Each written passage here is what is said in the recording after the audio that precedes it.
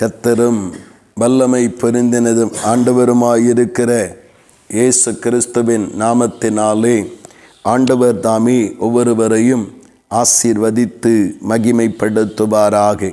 இந்த நாளுக்குரிய தியான வசனம் ஏசாயா 11வது அதிகாரம் அதன் 9வது வசனம். சமுத்திரம் ஜலத்தினால் நிறைந்திருக்கிறது போல் பூமி கர்த்தரை அறிகிற அறிவினால் நிறைந்திருக்கும் என்று ஆண்டவருடைய வார்த்தை இங்கே சொல்லுகிறது. இந்த புதிய நாளிலும் பரிசுத்த தேவன் நமக்கு கொடுக்கிற வார்த்தை கர்த்தருடைய மகிமை குறைவானவைகளிலிருந்து நிறைவானதை நோக்கி தேவனை நம்பி இருக்கிற ஜனத்தை நடத்தி செல்லும் என்று இந்த புதிய மாதத்திலும் புதிய நாளிலும் ஆண்டவர் நமக்கு வாக்கை கொடுக்கிறார். அதான் அங்கே சொல்லப்பட்டிருக்கிறது. ஆண்டவர் வெளிப்படுவார். அந்த வனாந்தரமும் 2 நாட்களுமாகிய அந்த நாட்களிலே ஆண்டவராகிய இயேசு என்னும் இரட்சகர் ஈசா என்னும் அடிமரத்திலிருந்து தோன்றின மகிமையின் தேவன் வெளிப்படுவார். அவருடைய மகிமையின் வெளிப்படுகிற நாட்கள் எல்லா குறைகளோடும் அல்லது குறைவுகளோடும் வாழ்க்கையின் தோல்விகள் ஏமாற்றங்களோடு இருக்கிற எல்லா ஜனத்திற்கும் ஆண்டவராகிய தேவனுடைய இரக்கம் வெளிப்பட ஆரம்பிக்கும். அப்பொழுது எப்படி சமுத்திரமானது அது முழுவதும் தண்ணீரால் நிறையப்பட்டு ஒரு பூரணத்தை நோக்கினதாக இருக்கிறதோ, அதை போல பூமி கர்த்தரை அறிகிற அறிவினால் நிறைந்திருக்கும் என்று ஆவியானவர் அங்கே எழுதி வைத்திருக்கிறார். அப்படியானால் கர்த்தரை அறிகிற அறிவு இந்த உலகத்தின் ஜனங்களுக்குள்ளே இல்லாமல் இருக்கிறபடியினாலே தான் உலகம் பலவிதமான தரித்திரங்களையும் ஏமாற்றங்களையும் தீங்குகளையும் கொள்ளை நோய்களையும் பல விதமான யுத்தத்தின் தீங்குகளையும் ஜனங்கள் அனுபவித்து கொண்டிருப்பதை நாம் காண முடிகிறது. அப்படியே கர்த்தருடைய பிரசன்னத்தினாலே மகிமையினாலே ஸ்தோத்திரம் கர்த்தரை அறிகிற அறிவினாலே ஜனங்கள் நிரப்பப்படட்டும்.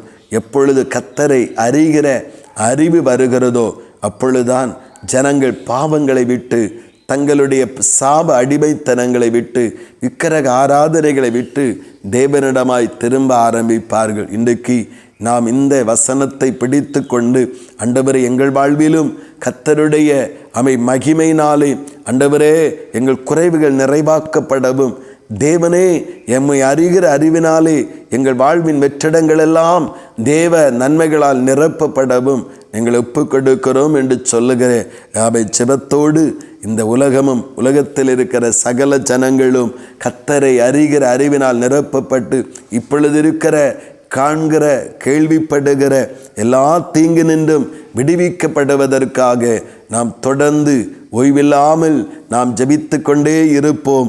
கர்த்தராகிய தேவன் எப்படி இந்த பூமியிலே தம்முடைய மகிமை வெளிப்படுத்துவதற்காக தம்முடைய இரக்கமுள்ள அந்த வாழ்வை பூமிக்காய் கொடுத்தாரோ, அதை போல நம்முடைய அதற்கு பலனாக நம்முடைய வாழ்விலும் அந்த இரக்கத்தின் நன்மைகளை அனுபவித்து கர்த்தருக்குள் மகிழ்ச்சியாய் குறைவின்றி வாழ கர்த்தர் ஒவ்வொருவருக்கும் அனுக்கிரகம் செய்வாராக. ஆமீன் ஆமீன். செபிப்போம்.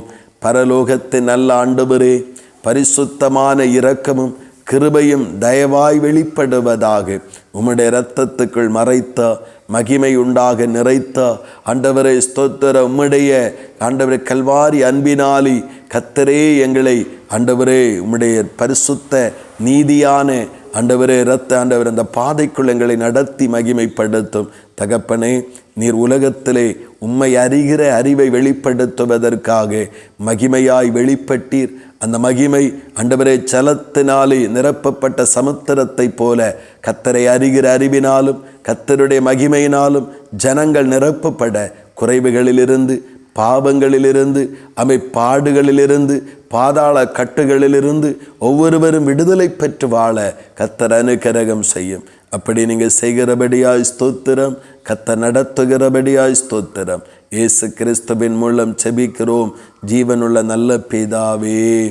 ஆமீன் ஆமீன்.